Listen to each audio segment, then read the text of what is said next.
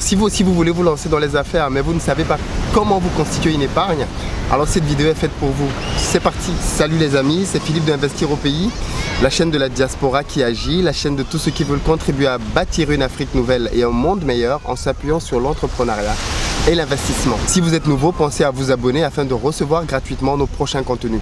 D'ailleurs, en ce moment, j'offre un livret intitulé 10 bonnes raisons de devenir entrepreneur. Et si ça vous intéresse, vous n'avez qu'à cliquer dans la barre de description et je vous enverrai directement le lien à votre adresse. L'un des principaux freins que les gens ont pour se lancer dans l'entrepreneuriat, c'est le capital. Beaucoup de gens me disent, oui, je ne sais pas comment me constituer un capital ou alors je n'ai pas un capital assez conséquent pour pouvoir me lancer en affaires.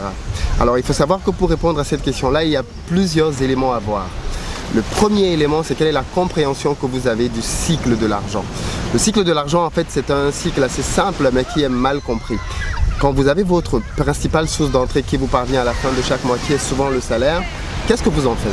La plupart des gens n'ont pas d'objectif avec l'argent. C'est-à-dire que quand leur salaire arrive, ils l'utilisent au gré des charges qui arrivent tout au long du mois. C'est une très mauvaise chose. La première chose que vous deviez pouvoir faire, c'est déterminer un montant d'épargne. En général, je conseille de pouvoir avoir en minimum la moitié de son salaire comme montant d'épargne. Ça veut dire que si vous touchez 2500 € par exemple, vous devriez pouvoir épargner tous les mois 1250 €. Si vous touchez 2000 €, vous devez pouvoir épargner de même 1000 €. Minimum, je précise. Si vous ne savez pas comment épargner autant d'argent, dans la prochaine vidéo, je vous expliquerai comment le faire. Une fois que vous avez mis 1000 € de côté, le reste de votre argent en fait constitue l'argent sur lequel vous devez pouvoir payer vos charges et vivre ou vous faire plaisir si vous voulez. Considérez dans notre exemple que vous avez 1250 € pour gérer votre vie en fait pendant un mois. Vous devez pouvoir payer votre loyer, payer votre électricité, votre téléphone et tout le restant des autres choses que vous voulez faire comme aller au restaurant. Si vous considérez que ce budget-là n'est pas suffisant pour pouvoir faire toutes ces choses-là, alors privez-vous simplement de tout ce qui peut être superflu.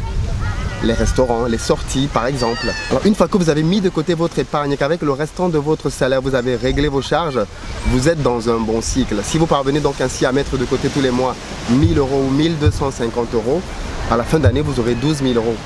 Imaginez donc maintenant, pour ceux qui travaillent depuis quelques années, si vous aviez pu mettre de côté 12 000 € tous les mois, combien vous auriez aujourd'hui? Eh bien, en fait, moi, c'est la technique que j'ai simplement appliquée. À ma sortie d'école, j'ai trouvé un boulot et j'ai pu mettre de côté tous les mois en moyenne entre 1000 et 1500 € d'épargne. D'ailleurs, quand mon salaire arrivait à 3000 €, il m'arrivait de pouvoir mettre de côté tous les mois 2000 €. Pour ça, j'ai simplement suivi un conseil de mon père dont je vous parlerai dans la 3e vidéo de cette série. Vous comprenez donc très simplement ce que j'appelle le cycle de l'argent. Votre salaire entre, vous mettez de côté premièrement votre épargne, ensuite vous gérez vos charges et vous répétez ça tout au long d'une année, 2 années, 3 années. Et puis au bout de 3 ans, si vous avez mis de côté 1000 €, vous vous retrouvez minimum avec 30 000 €. Et là, vous avez une base qui vous permet de pouvoir vous lancer dans les investissements. C'est personnellement ce que j'ai fait et que je continue de faire. Mon épargne doit continuer de grandir. Quand j'ai commencé à me lancer dans les investissements, j'avais un capital de pratiquement 50 000 € qui m'a permis donc de pouvoir me positionner sur pas mal de business. D'acheter des terrains dans des villes comme Kribi, dans laquelle je suis en ce moment, d'acheter des terrains à Douala, de pouvoir acheter des terrains agricoles, mais aussi de pouvoir financer des ouvertures de restaurants. Tout ça a pu être fait grâce à une épargne, constituée au fil de plusieurs années de travail.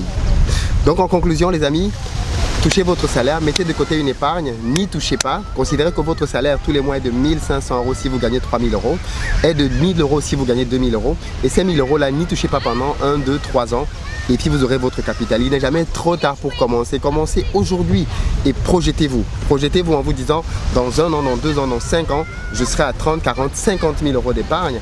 Et ça me permettra de pouvoir lancer mon projet. Le temps passe très vite les amis et vous serez surpris de vous rendre compte que les 3 ans, c'est demain. Nous arrivons au terme de cette première vidéo d'une mini-série de 3 dans lesquelles on va parler de l'intelligence financière. Si elle vous a intéressé, si vous pensez qu'elle peut aider d'autres personnes, alors partagez-la. Et puis surtout, dites-moi en commentaire, qu'est-ce qui vous empêche, vous, de pouvoir épargner beaucoup d'argent? Qu'est-ce qui vous empêche aujourd'hui de pouvoir mettre 1000, 1500 € de côté si vous touchez le double de ces sommes-là? Si ce sont vos charges, restez connectés parce qu'on en parle dans la suite. On arrive au terme de la vidéo les amis et puis si elle vous a plu, comme d'habitude, 3 choses, likez, vous abonnez et partagez. Je vous invite vraiment à partager les vidéos parce qu'il faut qu'un max de personnes puissent écouter cette mini-série afin de pouvoir changer leur gestion des finances. A très bientôt sur la chaîne.